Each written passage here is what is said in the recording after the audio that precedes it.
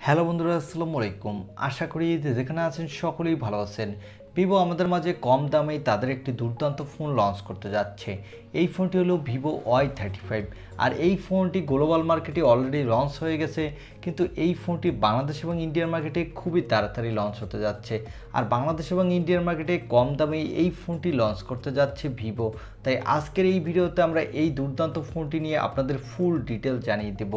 এই ফোনটি কবে বাংলাদেশে আসতে পারে এবং এই ফোনটি বাংলাদেশের দাম কত হতে পারে।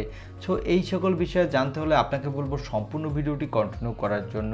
বিশেষ করে যারা ভিভো লাভার আছেন এবং কম দামে ভিভোর একটি ভালো ফোন কিনতে চান, তারা অবশ্যই আজকের এই ভিডিওটি শেষ পর্যন্ত কন্টিনিউ করুন। চলুন কথা না বাড়িয়ে আমরা চলে যাই মূল ভিডিওতে। তবে মূল ভিডিওতে যাবার আগে আপনার কাছে ছোট্ট রিকোয়েস্ট, আপনি যদি আমাদের চ্যানেলটি প্রথমবার ভিজিট করে থাকেন তাহলে প্লিজ আমাদের চ্যানেলটি সাবস্ক্রাইব করে পাশে থাকা বেল আইকনটি প্রেস করে রাখুন। আর অলরেডি সাবস্ক্রাইব করে থাকলে থ্যাংক ইউ সো মাচ। প্রথমে আসা যাক এই ফোনটির লুক ও ডিজাইনে। এই ফোনটির ব্যাক সাইডে দেওয়া হচ্ছে প্লাস্টিক, আর এই ফোনটির বডি ফ্রেমটিও প্লাস্টিকের। তবে এই ফোনটির ফ্রন্টে পেয়ে যাবেন গ্লাসের প্রোটেকশন, আর এই ফোনটির ব্যাক সাইডে দেওয়া হচ্ছে ট্রিপল ক্যামেরা সেটআপ। সো এই ফোনটির লুক ও ডিজাইন কিন্তু আমার কাছে ওভারঅল ভালো লেগেছে। এবং এই ফোনটির নিচের দিকে পেয়ে যাবেন ইউএসবি টাইপ সি এবং স্পিকার, সাথে পেয়ে যাবেন একটি 3.5 মিলিমিটার হেডফোন জ্যাক।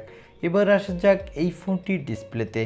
এই ফোনটিতে ডিসপ্লের জন্য দেওয়া হয়েছে 6.58 ইঞ্চি মাপের একটি full HD plus IPS LCD display with 90 হার্টজের রিফ্রেশ রেট। তবে এই ডিসপ্লেটি হলো একটি auto drop notch cutting display. তবে আমার কাছে মনে হয়েছে এখানে যদি auto drop notch cutting display না দিয়ে এখানে যদি একটি পাঞ্চল কাটিং ডিসপ্লে দেওয়া হতো, তাহলে এই ফোনটির ডিসপ্লেটা দেখতে কিন্তু আরও বেটার লাগতো। আর এই ফোনটির ব্যাক সাইডে পেয়ে যাবেন ট্রিপল ক্যামেরা সেটআপ, যার প্রাইমারি লেন্স দেওয়া হয়েছে 50 মেগাপিক্সেলের, এর অ্যাপারচার হলো f1.8, সাথে দেওয়া হচ্ছে একটি 2 মেগাপিক্সেলের ম্যাক্রো লেন্স, এবং সর্বশেষ পেয়ে যাবেন 2 মেগাপিক্সেলের একটি ডেপথ সেন্সর। এই ফোনটির ব্যাক ক্যামেরা দিয়ে আপনি ফুল এইচডি প্লাস ভিডিও রেকর্ড করতে পারবেন, সাথে বাজেট বিবেচনায় ভালোই ফটোগ্রাফি করতে পারবেন। এখানে দেওয়া হচ্ছে 16 মেগাপিক্সেলের একটি সেলফি ক্যামেরা। এই ক্যামেরাটি দিয়েও আপনি ফুল এইচডি প্লাস ভিডিও রেকর্ড করতে পারবেন, সাথে দুর্দান্ত মানের সেলফি তুলতে পারবেন।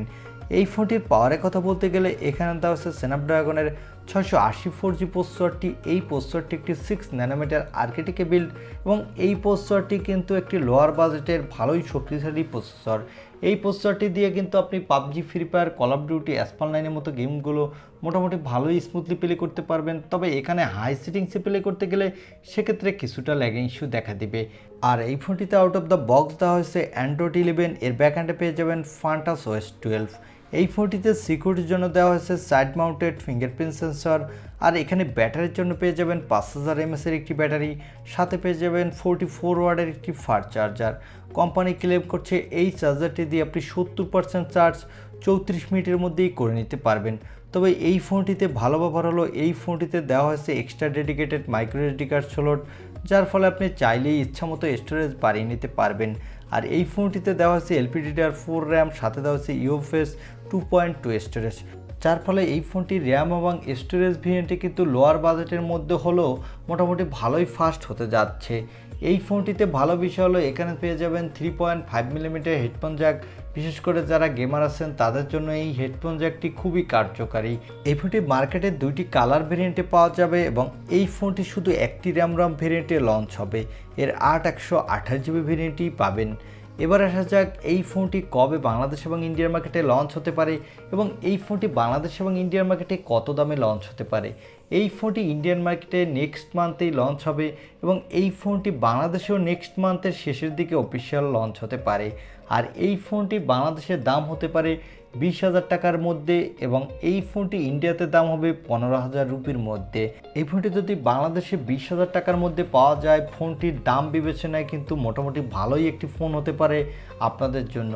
কারণ আমরা দেখছি যে ইদানিং সকল ফোনের দাম অনেক বেশি বেড়ে গেছে। সেই হিসাবে যদি এই ফোনটি এই দামে পাওয়া যায় তাহলে বলবো একটি ভালোই ডিল হতে পারে। এই ছিল আজকের ভিডিও। আই হোপ ভিডিওটি আপনার ভালো লেগেছে। আর ভিডিওটি যদি ভালোই লেগে থাকে তাহলে অবশ্যই একটি লাইক দিয়ে আমাদের চ্যানেলটি সাবস্ক্রাইব করে পাশে থাকা বেল আইকনটি প্রেস করে রাখুন। দেখা হবে অন্য কোনো ভিডিওতে। আজকের মতো আল্লাহ হাফেজ।